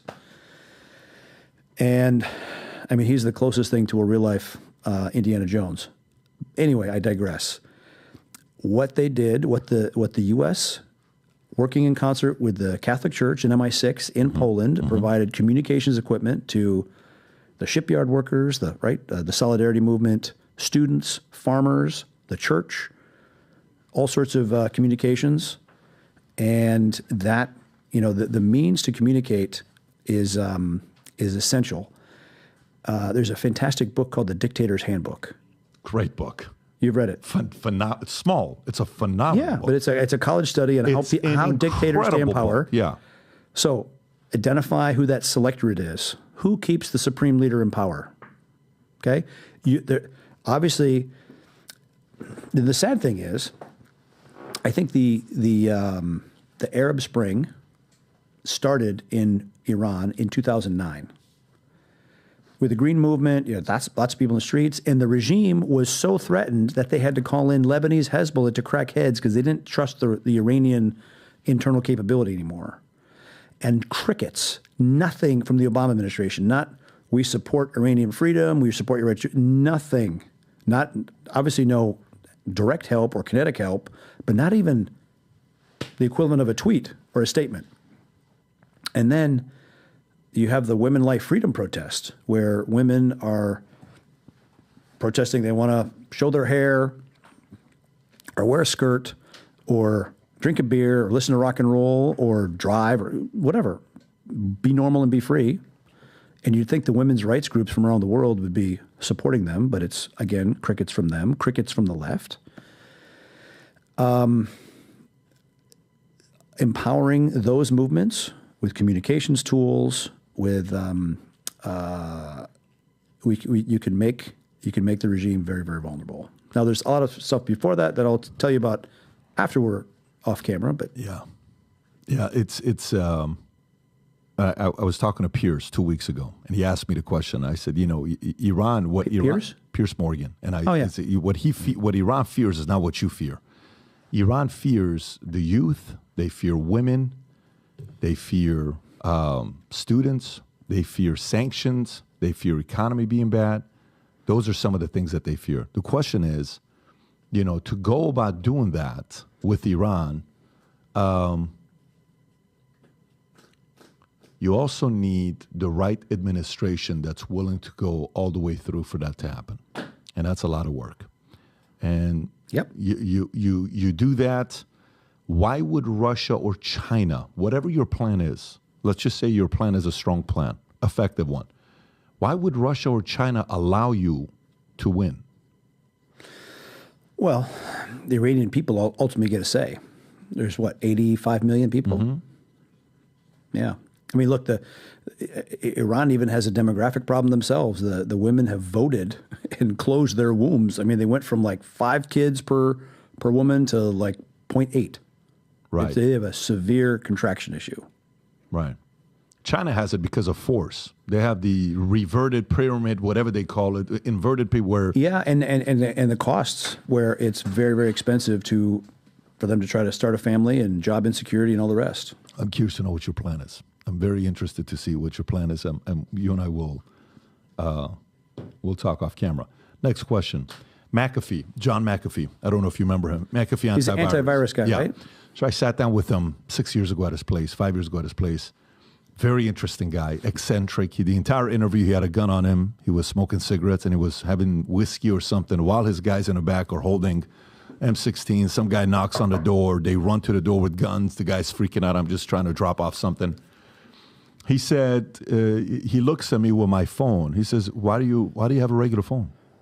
I would never have a regular phone. I said, what do you mean? I said, I would never have a regular. You know what kind of a phone I got? Do you know who's spying on your phone? I said, John, do you really believe about everybody? He said, you have too much trust, okay? Now, for you also, talk about a certain phone, Yep. right? Tell us a little bit more about that phone. Well, this is an unplugged phone. Okay. And this resulted from the nonsense after the 2020 elections. Mm-hmm. Big tech was canceling certain apps and shutting off certain voices. And I said to some of my much smarter friends, I said, we need our own phone that they cannot cancel, they cannot control. And so this is an unplugged phone, which is a result. It's our hardware. It says unplugged on there. Mm-hmm. High-end camera. Same one that's on the iPhone 15. But the difference is this is our operating system with our own store, VPN, antivirus, messenger. But the difference is we don't have an advertising ID. Your phone has like a 25-digit, basically like a mark of the beast, which follows you everywhere. And they know where you go, what you buy, where you go, who you call, what you buy, and what you browse. And the handset, right? Apple, Google, take that data, export it to the tune of about $180 a year. And the apps that are on your phone also work with that ad ID to export to the point of even turning on the microphone, turning on the camera, turning on GPS. I've had so many people I've talked to, they said, yeah, I was talking to my wife in our bedroom about the need for a mattress, and the next day we're getting advertising for mattresses. So imagine that phone listening in their bedroom. So this phone prevents that because it doesn't have an operating system. We block that, and it's actually the first one with an actual firewall on it that you can hard off the Wi-Fi, the camera, the microphone. Who's the service through? T-Mobile, AT&T, Verizon, and we prefer Patriot Mobile. Got it. So it's really the internet. It's really on the... It allows you to be in the world, but not of the world, and not be collected and tracked. Got it. And it's called what? Unplugged? Unplugged. Unplugged.com. There you go. Yeah, we're looking at... We delivered 500 of them in November, and I got 10,000 coming, delivering soon. So you guys just started this? Well, geez, we went from zero to a fully functioning phone with our own operating system in 3 years. That is so cool. That's great. If you've ever heard of Pegasus, Yes. the guy that developed Pegasus is our CTO. Got it. Okay, so he's a good CTO. But he developed it as a way to do remote phone service. And then he built a very secure phone used by governments, and then he built a phone that controls most of the world's pacemakers. Now, who's behind this phone, by the way, investor-wise? Me. Just you? Well, no, me and some others. And a few others. Okay. You haven't done a round. You haven't brought people in yet or anything? No, I think we have 10. Okay. Got it. Very interesting concept. But it is intentionally not a Silicon Valley-backed company. It will not be a public company ever, and it is there to be an independent phone platform. Right. It's not even an American company. Where's it based out of? Cyprus. Cyprus. Okay. Cool. That's a very interesting project. Last but not least, before we wrap up, I saw an article. I wonder if this is true or not. Did you guys train Project Veritas' spies on how to go and get intel from some of the people out there? Is that somewhat of a true story? I didn't train anybody, but they did use our ranch at some point. They did? Yeah. What? Just for it's open area, and they had, they used the barn and a classroom. What a interesting model. Did you see him the other day dressed like a gay man going out there talking to, and he actually pulled it off. You got to give this guy credit on one. Obviously, he's no longer with Project Veritas. That's called OMG, Chutzpah. Yeah, I know. There's no question about it. There's no question about it. Erik, your book. Can you tell us a little bit about the book? I brought this for you. Fantastic. This is the Civilian Warriors. It's the book I wrote about starting and running and getting crushed in Blackwater. But it's a bit cathartic, and it sets the record straight. Well, is the next one going to be I'm back? Is that like the next one? I'm back in the PMC side. Okay, we're making a comeback. It's going to be interesting to see what you do with it. Look, there's a lot of instability in the world, and there's a lot of people suffering unnecessarily, and it pains me that the U.S. can't ever seem to finish. And the private sector has the model of how to do that cheaply, practically, ethically, and safely for the people, and not safely for the jihadis that deserve to die. My interest is, here's what my interest is, purely competition. That's my interest. Because if we have more PMCs, if we, in a perfect world for me at least, as a civilian, if we had 20, 30, 40 PMCs, I feel safer. And the reason why I feel safer is because the way AI is advancing, I will feel very uncomfortable if it's a monopoly controlled by a government who can impose certain regulations against PMCs, or if it's done by a guy who is a multi-billionaire and not just a billionaire, guy that's worth $500 million or $1 trillion, who has his own PMC. Because remember, a lot of people think PMCs are like such a, oh my God, PMC. Ross Perot, I think, send, I don't know how many PMCs to go get his 130 employees from EDS when they were working for the Shah in the 70s. And exfilled them in 79. Right, and he brought them back in December. Yeah, and he left a few guys to finish the project, and after Khomeini, he brought them back. So Ross Perot did that. I mean, there's a lot of people that have done this to protect their guys. Nature hates a vacuum. Yeah. Private military contractors it's kind of the world's second oldest profession. As long as people have been picking up sticks and throwing them at each other, PMCs were the engineers that built the trebuchets, or the super accurate bowmen if you're using a longbow, or today it's the guys that can fix the aircraft or provide very high-end intelligence capabilities. I'd like to see more of them. That's where I'm at. I'd like to see more of them, so the government has to compete and get tighter, better, cheaper. And I can tell you unequivocally that big Washington and big government wants to crush it all. They want a big monopoly, and our big monopoly military is not very effective at finishing, and that's the problem. And by the way, don't get me wrong. I don't trust if there's only one PMC. I don't want only one PMC. 100 of them. Great. I want as many PMCs and let the best ones survive. And then if we have 20, 30 of them, I think we're in a very good place. The gazelle wakes up in the morning knowing that he has to outrun the lion or he'll be eaten.